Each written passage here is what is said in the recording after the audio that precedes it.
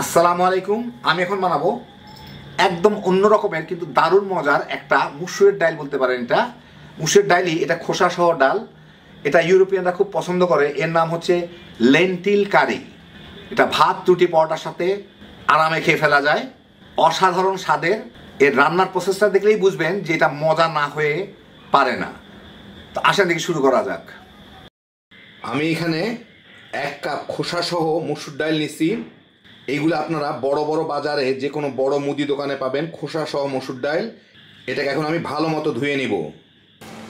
এখানে আমি নিয়ে নিছি স্বাদ মতো লবণ, 1 চা চামচ আদা বাটা অথবা আদা গুঁড়া দিলেও হয়, তা আধা চামচ দিলে হয়তো। আমার কাছে বাটা আছে সেটা দিচ্ছি। 1 চা চামচ হলুদের গুঁড়া, আধা চা চামচ ধনিয়ার গুঁড়া, 1 চা চামচ জিরার গুঁড়া, 1 চা চামচ লাল মরিচ আমাদের নর্মাল মরিচের গুঁড়া, 1 চা চামচ কালো গোলমরিচের গুঁড়া। আমি একটা কড়াইয়ে 2 টেবিল চামচ তেল দিয়ে তার মধ্যে 1 কাপ পেঁয়াজ কুচি, মানে পেঁয়াজ কুচি করে রাখছি 1 কাপের মতো হয়েছে, এটা একটু ভেজে নিব।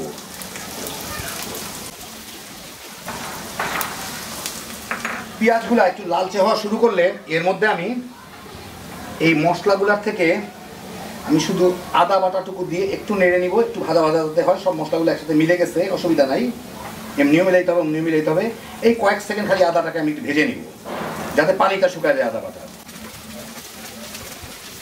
এতে আদার ফ্লেভারটা ভালো হয়। তো মোটামুটিভাবে একটু ভাজা ভাজা হয়ে গেছে, কয়েক সেকেন্ডের মধ্যে হয়ে যায়। এখন এই বাকি মশলাটুকু দিয়ে দিব এর মধ্যে, দিয়ে এই মিনিট খানেকের মতো একটু নাড়াচাড়া করে নিব। আমি ফ্লেমটা খুব কমায় দিয়েছি, আঁচটা খুব কমে রাখছি, অল্প আঁচের মধ্যেই যাতে পুড়ে না যায় আর কি, কিন্তু একটু ভাজা ভাজা হয়। 1 মিনিটও লাগলো না, আধা মিনিটের মতো ভেজেই আমি এর মধ্যে এইখানে আমি আপনাদের বলে দিচ্ছি, আধা লিটার হবে টমেটো আমি ব্লেন্ড করে রাখছি। আধা লিটার না, 400 মিলি হবে, মানে আধা লিটার থেকে একটু কম, মানে বড় বড় সাইজের মোটামুটি 5টা টমেটো আমি ব্লেন্ড করে রাখছি, ওইটা দিয়ে দিব।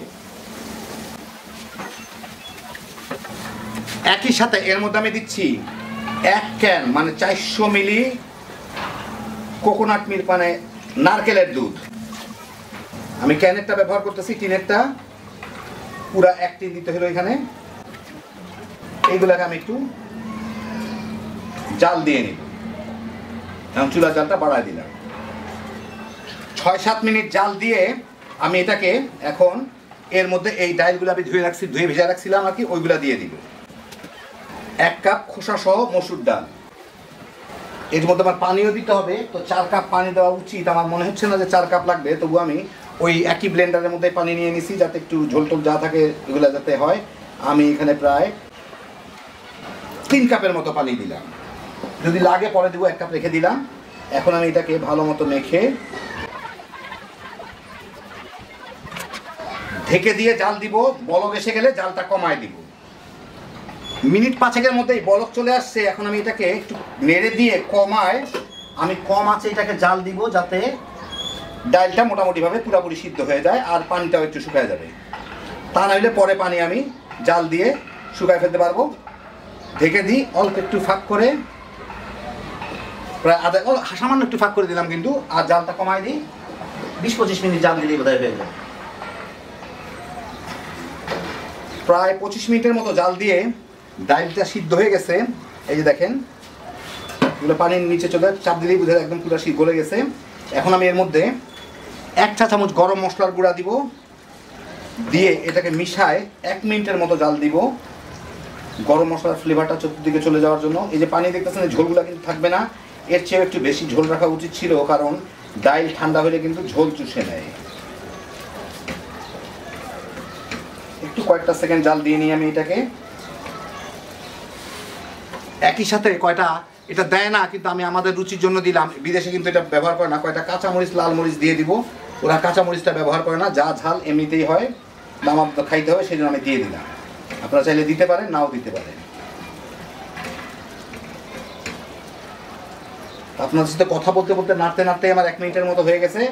এখন এর মধ্যে কিছু ধনিয়া পাতার কুচি দিয়ে দিতে হবে, দিয়ে এটার সাথে নেড়ে ঢেকে রাখতে হবে। একটু 2-3 মিনিট ঢেকে রাখলেই হয়ে গেল। তারপরে আমি আপনাদের বেড়ে দেখাচ্ছি। ভালো মতো মিশাই দিয়ে ঢেকে চুলার জালটা বন্ধ করে দিই। একটু পরে আপনাদের আমি পরিবেশন করে দেখাচ্ছি। তো এই দেখেন আমার দারুণ মজার লেন্টিল কারি, মানে মুসুর ডাইল, চোখলা সহ মুসুর ডাইলের কারি। ইউরোপের দিকে খুব জনপ্রিয় একটা আইটেম। ইন্ডিয়ানরা খাক আর না খাক, ইউরোপিয়ানরা খায়। আপনারা খুব সহজে বাসায় বানিয়ে নিতে পারেন। যারা একটু অন্য ধরনের ডাইল পছন্দ করেন একবার বানায় খেয়ে দেখেন। হ্যাঁ, বিজোশের একটা আইটেম, অনেক সহজ তৈরি করা, ঝটপট বানাইবেন, ভাত রুটি পরোটার সাথে তামা তামা করে খেয়ে ফেলাইতে পারবেন। আল্লাহ আপনাদের সবাইকে ভালো রাখুন, সুস্থ রাখুন, নিরাপদে রাখুন। ইনশাল্লাহ বেঁচে থাকলে আবার দেখা হবে। আল্লাহ হাফিজ।